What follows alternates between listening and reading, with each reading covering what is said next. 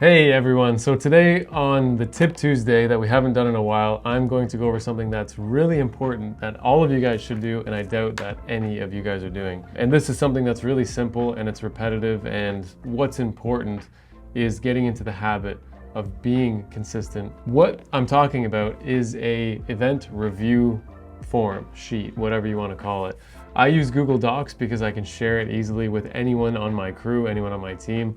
Or if you don't want to use Google Docs, you can do it in Word, save it as a PDF, and email it to everyone involved. But what I'm going to cover and what I like to do is create an entire event recap on everything that happened within the event. The good, the bad, the ugly, what the car setup was, what the wheel speed was, what gear I was running, what I struggled with, and actually define even the track per zone, per clip, how I was able to do those specific points. Because what all of this does is that initially, it seems like a bunch of redundant work, but after you go to that track again or another event, you're gonna review this sheet that you filled out, and it will trigger so many memories, so many emotional responses, so many key points that you otherwise will forget. I can't tell you how well this works for when I go back to an event, review what I wrote.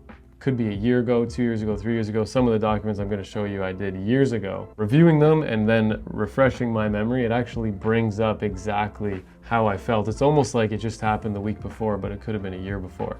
So I'll go over these documents now in front of you. I'll start with my most recent one that I just did, which was the Drift Masters Round 6 Poland event. This doesn't need to be very complicated. It really doesn't. The goal of this isn't for it to outline your dampening settings and exactly specifics on the chassis setup. That should be done in a chassis setup sheet while you're at the event, which obviously if you're reviewing this, you'll have this and all the specifics that you guys set up. Could be alignment, could be whatever, but in this form, if you did change the alignment, you would put in this, we changed the alignment, and then you would refer to your setup sheet, which you guys should also be doing, even if it's just scrap paper or a template or some kind of a booklet that has an outline. What I'm going to show you here on the screen is the Drift Masters Grand Prix Round 6 Poland. The tires we ran were the 265 Velino at 24 PSI. The reason we didn't run the 285 was because they ran out at the end of the year. My wheel speed was second gear. It's an 8G gear set, 3.51 ratio, gave me 142 kilometers an hour at 7,400 RPM. That was calculated using my spreadsheet, which you guys can download off my website. Front tires ran 265 Velino 08 RS.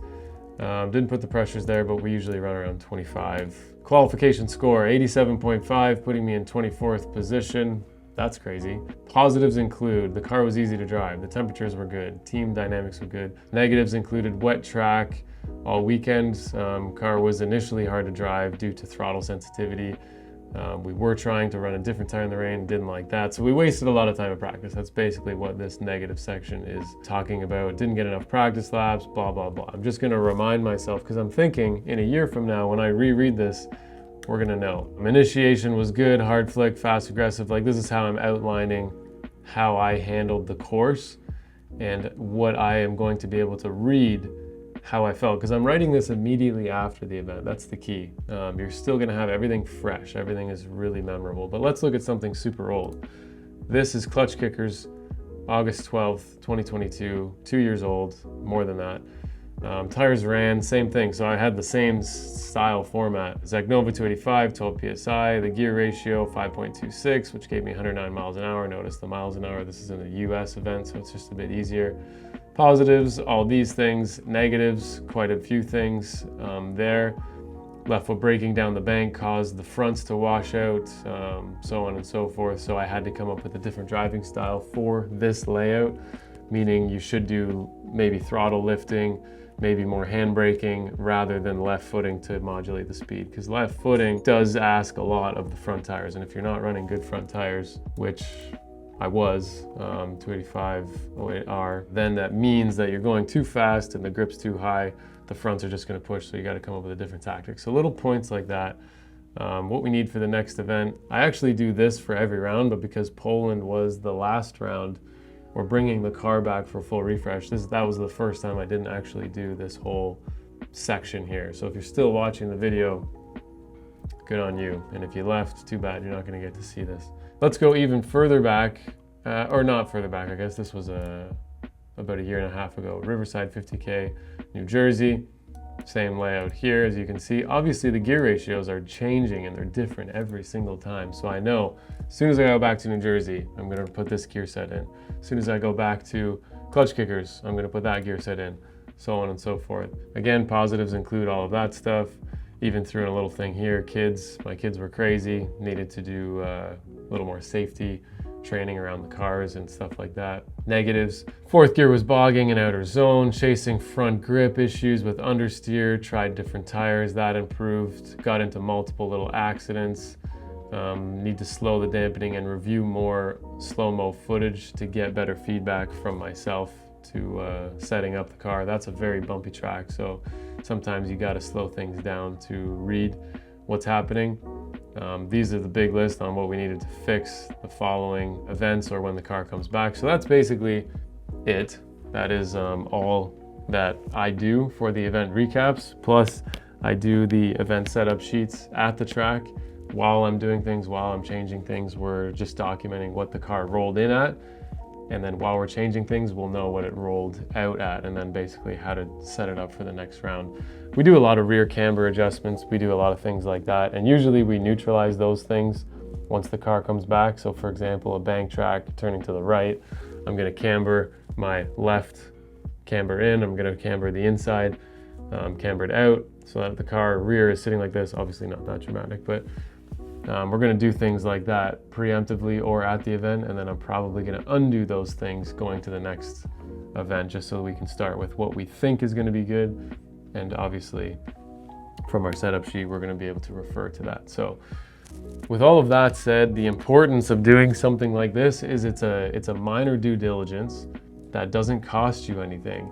And this is probably just as effective as upgrading your car to a level that you thought it should have been or something. So for example, in a rain event, basically the thing that's gonna help you win would be a clean visor and a working windshield wiper. If you think of that, that is what can get you a win in a rain event versus needing a bunch more horsepower, needing a better transmission or a dog box or something. Both of those things are gonna net you the same result, a win. One of those things doesn't really cost anything. One of them costs an absolute fortune. So win your battle, pick your battles and win those small ones. Mentally is 50% of the game when it comes to drifting, at least 50%.